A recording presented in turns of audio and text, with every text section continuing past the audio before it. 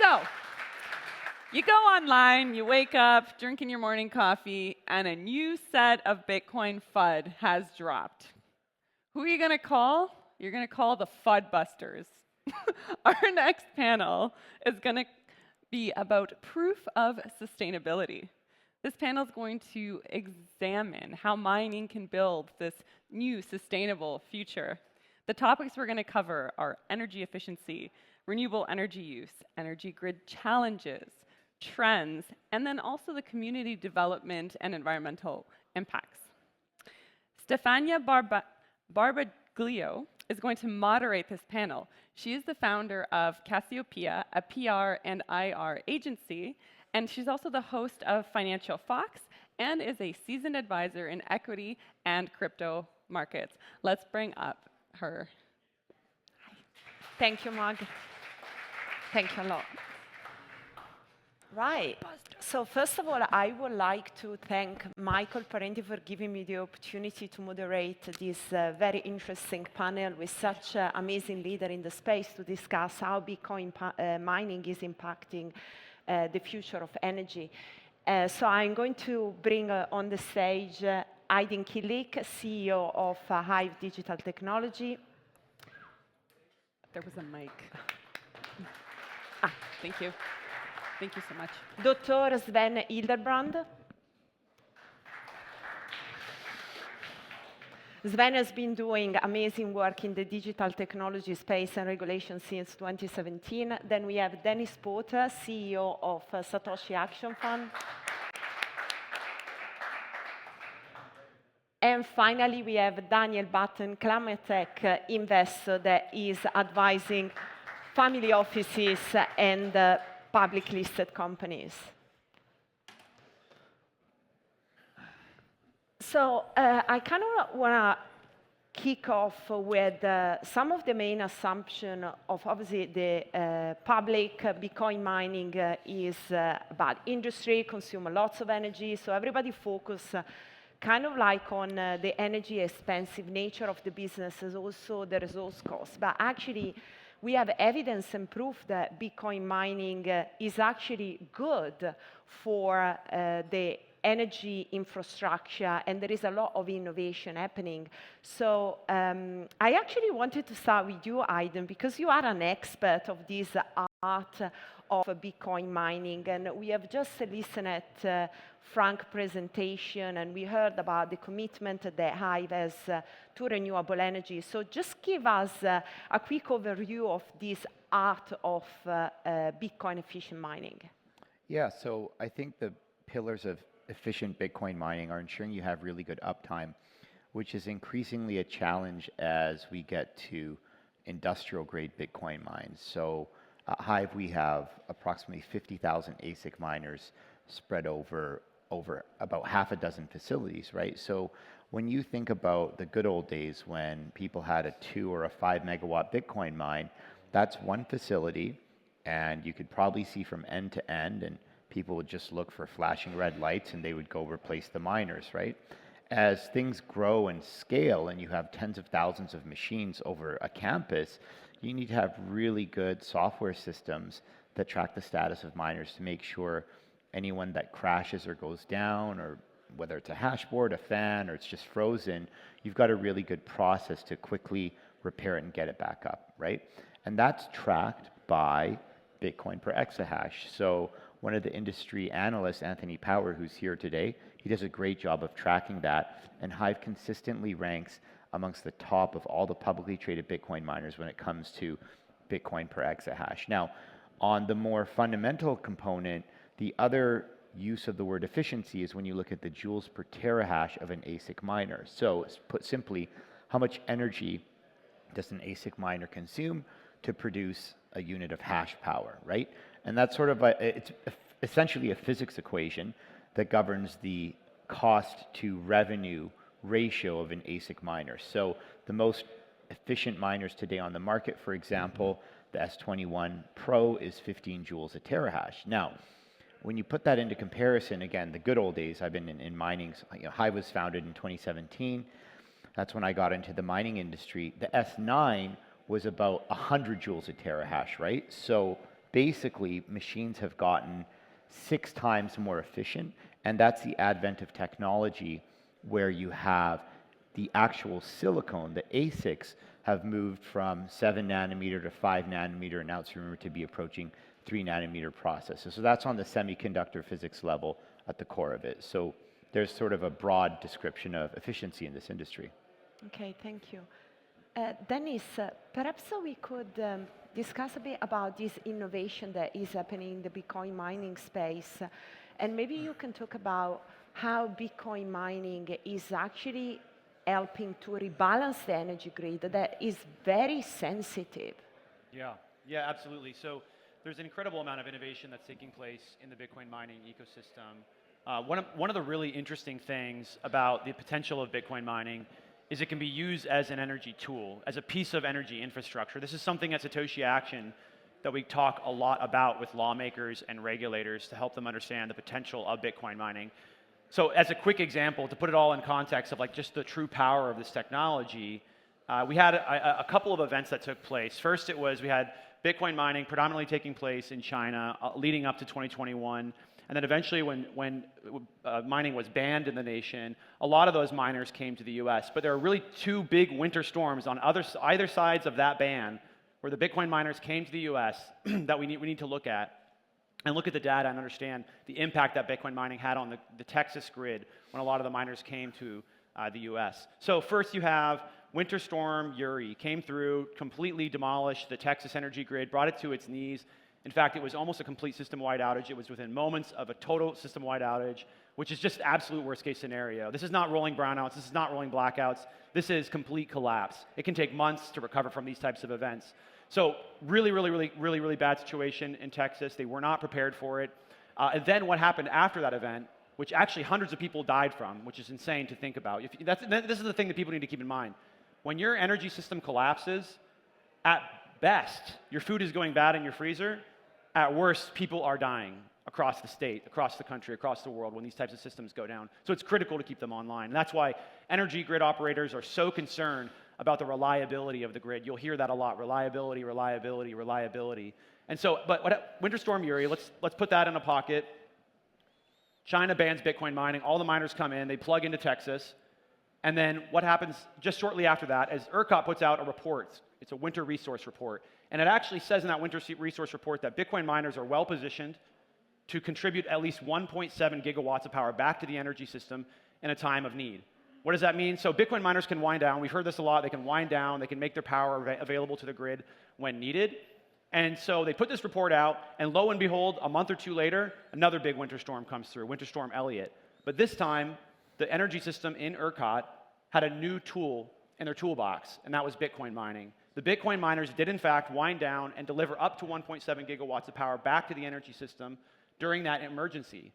So to put 1.7 gigawatts into context, that is enough energy to heat 1.7 million small homes. In the middle of an emergency, when everybody else is trying to turn their power up, they're all trying to heat their homes, they're all trying to stay warm, the miners were the first line of defense to stand in the line and say, we're going to wind down, and we're going to help protect the energy system there in Texas. So that, I think, is a really important piece of innovation that regulators, policymakers, and folks across the world are still coming to terms to understand, and it's something we talk a lot about at Satoshi Action, truly innovative technology. And I think that becomes even more important when we are talking about AI and how the future is going to look like. We need a lot of energy that actually is reliable, so this infrastructure has to be strong. Absolutely.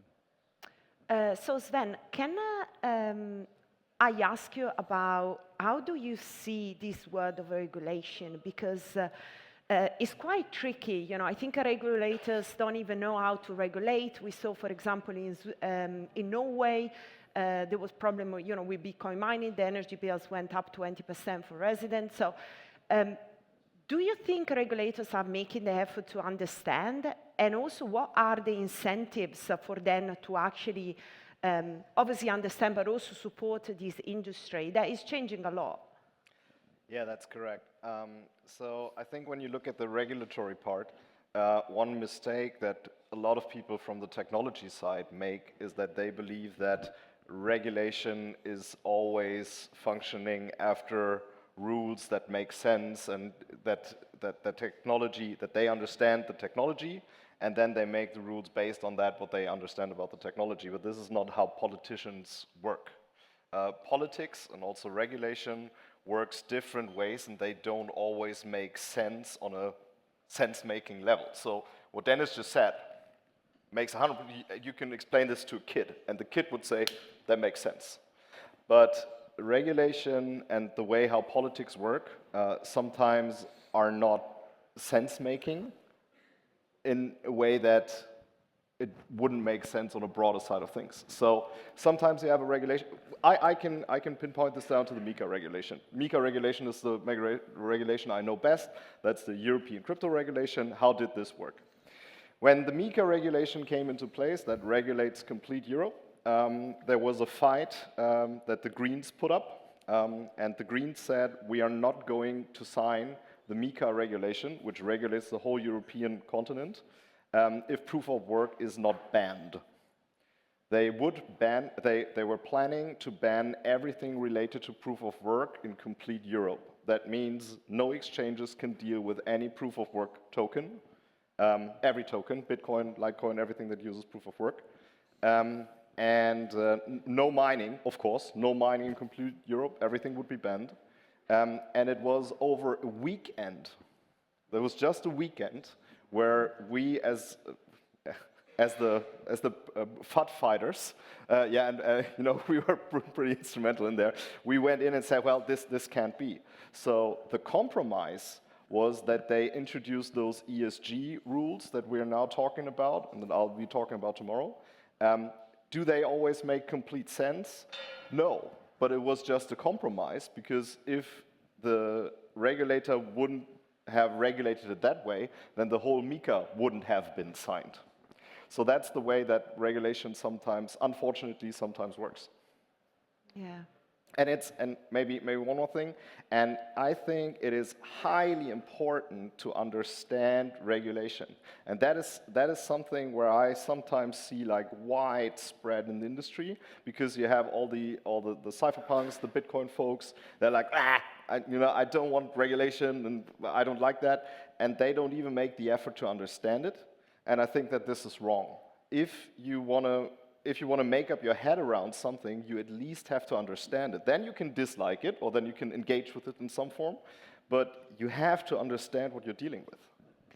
And it's very interesting what, Dennis, we were talking before, that all the work that you're doing at the ground level, at the local level, that then is going to go up, and policymaker actually understand it, but you need to do the groundwork first. Yeah, I mean, absolutely. I mean, and I couldn't agree more that I think Bitcoin miners, Bitcoin companies, crypto companies writ large really need to understand the impacts that regulation can have. I mean, look how close you came to just an outright ban on all things proof of work. And in the US, sort of what we've taken a strategy at Satoshi Action is to work from the bottom up. More difficult to do here in Europe. They don't allow a whole lot of bottom-up political activity when it comes to this type of stuff. But in the US, we have a really, really important design in our system which allows for states to be more sovereign and states to go their own direction on certain policy avenues. Not all of them, but there's a wide range, especially in the energy industry. And I think this is why it's so important for Bitcoin miners to pay a lot of attention to regulation in the US, because you can actually have a big impact. We at Satoshi Action have introduced policy in 20 states across the United States. We've passed into law the right to mine, the right to self-custody, the right to run a node, and protections for peer-to-peer transactions. And we're just getting started, but we can continue to have bigger and bigger impacts as we build that momentum. So bottom-up works, and especially in the United States. So Daniel, let's talk about investors, because they are a big stakeholder anyway in all this innovation and industry, and you are doing some interesting work with family offices and different type of investors. So how do you see this, first of all, how are you educating them, and how do you see the sentiment actually changing and then become a little bit more active? We have never had a bigger disparity between the reality of Bitcoin mining and the perception. That's the first thing. And that's actually our advantage, because what it means is all we've got to do is tell the truth. And all the people who can attack Bitcoin can do is continue to lie or continue to propagate information which has been debunked. So when I'm talking to someone who's on an ESG committee or a family office or a sovereign fund, they will have a set of beliefs which have been informed by media impressions of Bitcoin. And that set of beliefs is completely different to reality. So I'll give you an example. Sometimes we talk and we have this perception in the media that it's people in Bitcoin versus environmentalists. So that framing is wrong for us. I'm an environmentalist, I'm in Bitcoin. So it's possible to be both. The second thing is that when you say it's like there's this one group called environmentalists and there's this other group called Bitcoiners. Well, Bitcoiners are diverse, in case you haven't noticed. And it turns out so are environmentalists. And the majority of environmentalists are pragmatists, not activists. That's the important thing. And the pragmatists within the environmental movement understand very deeply, Saul Griffiths has written a book on this called Electrify, that in the short term you have to increase energy in order to achieve a green transition. If you want to set up a bakery and you're in a street and the amount of people buying bread is going down, good luck. If you want to set up a gold shop and the amount of people wanting gold is going down, good luck. If you want to set up a renewable power generation and the amount of energy being used is going down, good luck. So supply and demand dictates you have to have more energy consumption in order to achieve more energy generation. Now, the type of energy consumption you have is all important. So in the same way that you cannot say more energy is good, less energy is bad, it's like saying, well, am I going to be healthier or less healthy if I eat more food? So someone who eats less food, they're healthy. Someone who eats more food, they're unhealthy. Well, no, because it depends on the sort of food. So someone who gets up in the morning, has a cigarette and a coffee, a piece of chocolate cake at lunchtime, and then maybe KFC for dinner, very little food. So they're healthy, right? Versus someone who eats a copious amount of tropical fruit and green smoothies such as my wife. She's going to be no. So that sort of consumption you are consuming is really important. So when it comes to Bitcoin mining, Bitcoin is the tropical fruit and green smoothie of energy consumption. It's the best you can possibly get. Because it has all the features of energy consumption you want.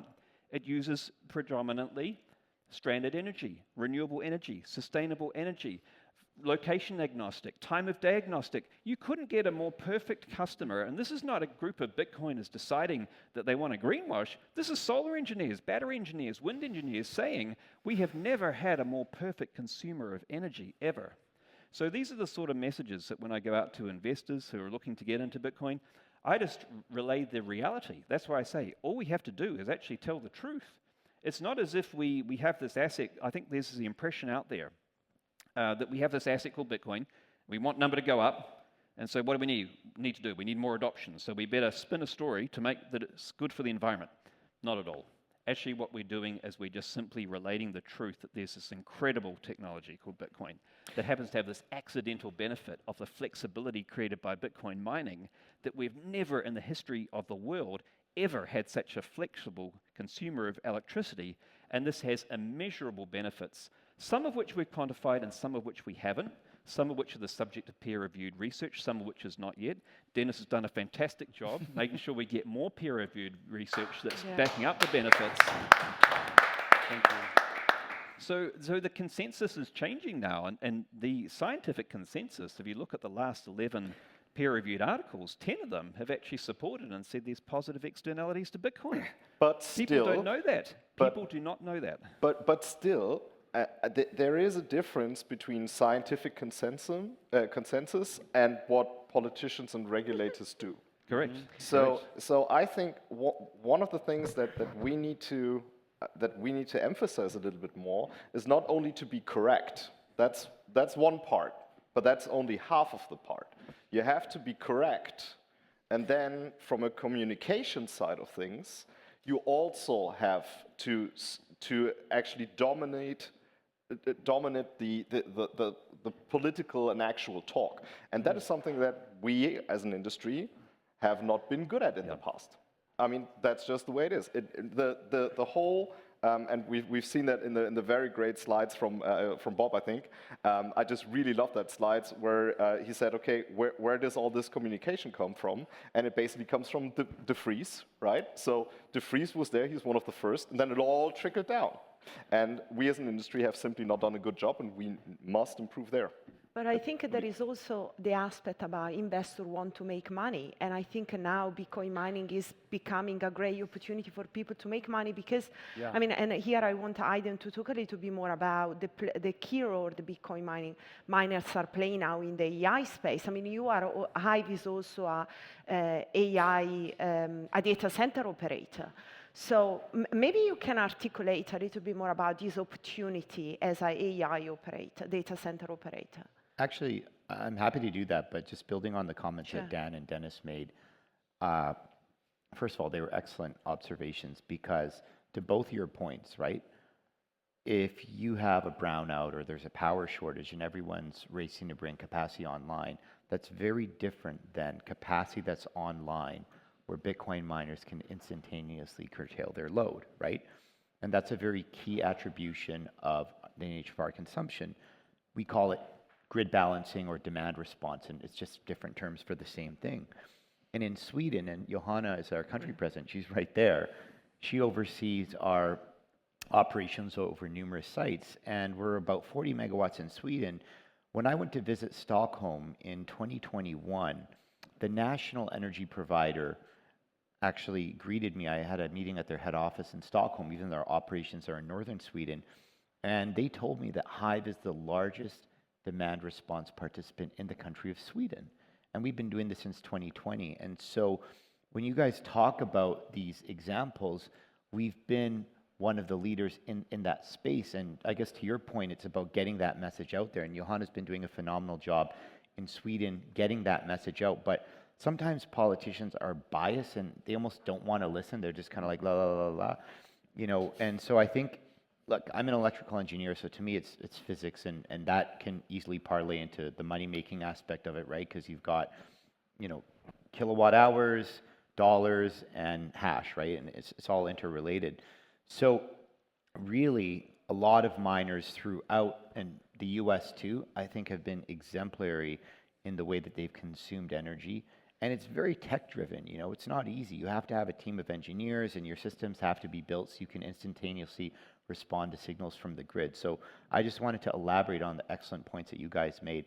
As for the AI component, we treat that as a separate business unit because we use our GPUs for AI, right?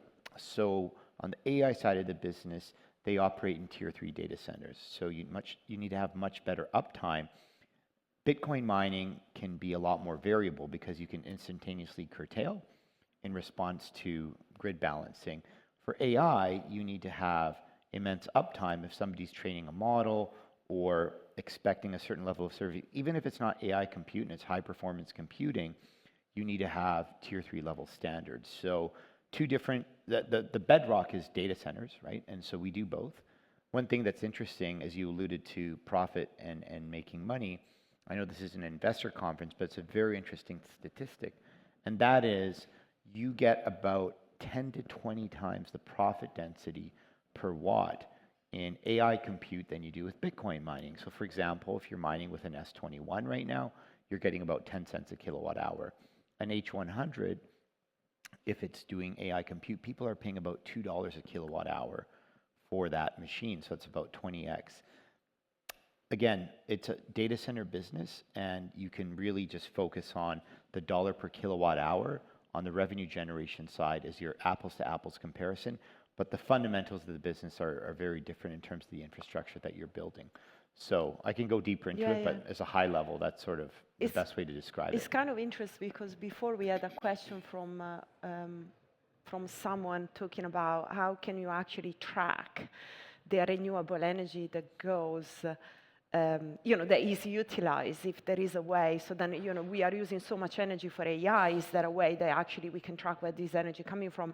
And kind of like my think BI was actually those investors can play a role in actually creating a better energy infrastructure that is reliable. Now, we have got like 3 minutes and a half left. I just wonder if anybody has got like some question. Otherwise, I have one and I can put that to the panelists. Okay. Yeah, please.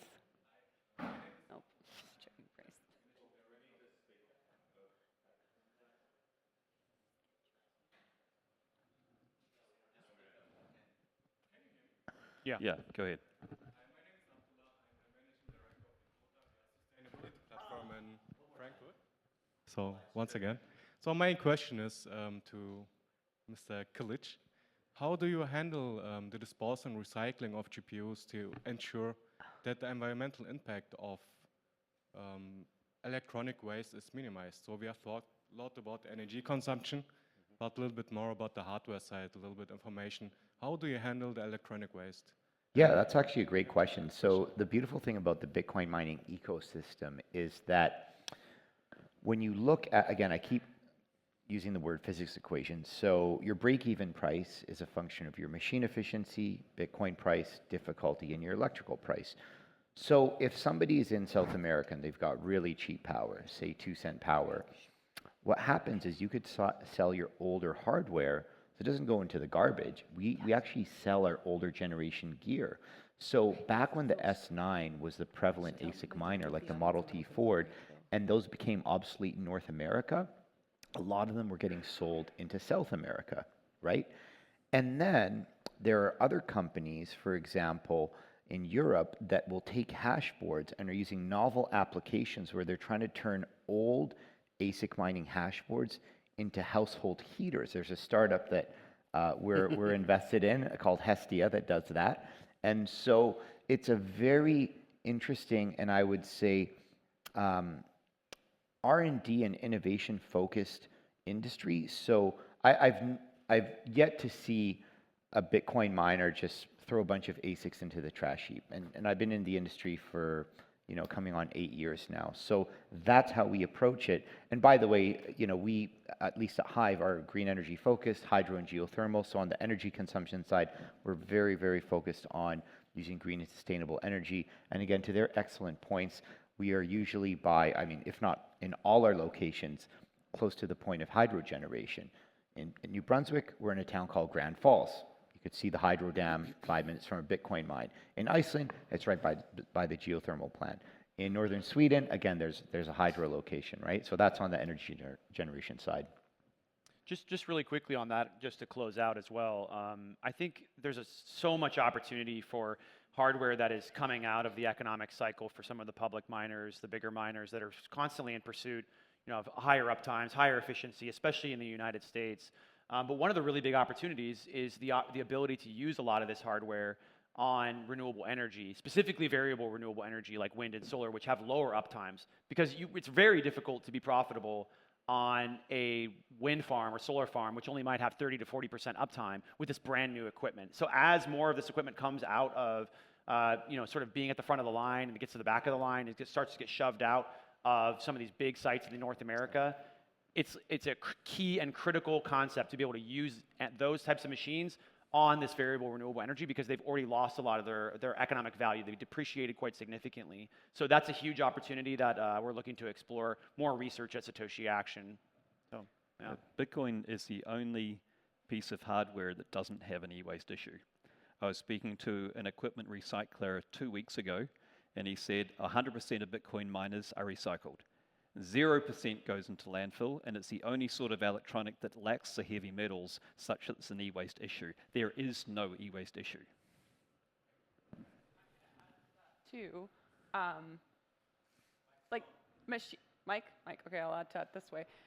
Machines kind of flow downhill towards the cheapest power. So or negative cost power in some cases where you're getting paid for power. So if you have an ASIC like an S9, maybe it's not profitable anymore, well, unless you're a home miner. In North America, it may be used in Africa, right, where they get cheap power or negative cost power. So I think that's an important component. And then even still, there's a lot of artists out there. Like, if there is some miners that are left over, there's some really neat art projects that are being made. So there is a break coming up. But if you guys have more questions, we're definitely happy to take some additional questions from you guys because we have such a powerful panel here. So I see your question, but you already asked. I want to give somebody else a chance if there's somebody else. If not, we'll hand the mic back to you. Questions? So, thank you very much for the explanation. I have another question to Mr. Hildebrands. So you're from Börse Stuttgart. Is there some kind of an ESG scoring, an environmental impact score that you provide your customers to show them not only the performance of the coin, but also the environmental impact? That is an excellent question, by the way. So the answer to this is, at this point in time, no. In the future, the answer is yes. And it is a regulatory obligation. So what comes with Mika, as Bob pointed out, and we definitely need to talk because I've got some interesting stuff for you in my laptop. There is the regulatory obligation not only for us, but for every crypto asset service provider in Europe to provide ESG data. And Bob provided one of those beautiful sources where those ESG data can come from, which is funded by POS protocols, by the way. And this is mandatory. So if you are a crypto asset service provider, if you're regulated under MiCA and you don't provide these numbers by next year, you're actually not compliant, which means that you can lose your license. So that will be coming. And the process was intense to get to that situation. And I'm very, very deeply rooted in that specific aspect. So yes, they will be coming, mandatory. Any other questions?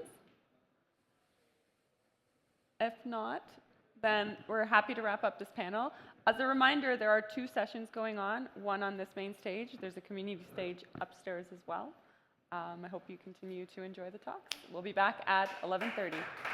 Thank you.